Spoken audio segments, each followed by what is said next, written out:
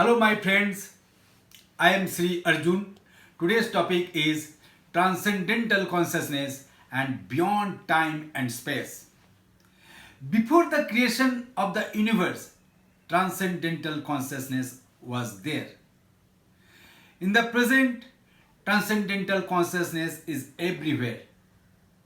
And after the complete annihilation of this universe, Transcendental Consciousness will be there.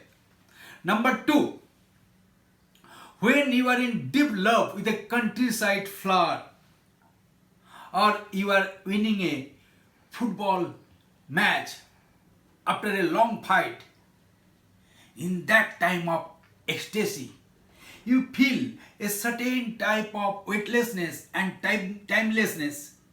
In that weightlessness and timelessness state, you are very, very close to transcendental consciousness.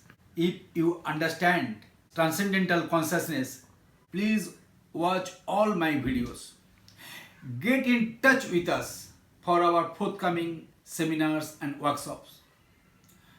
And subscribe my channel and turn on the notification bell so that you can get all my videos. Namaste.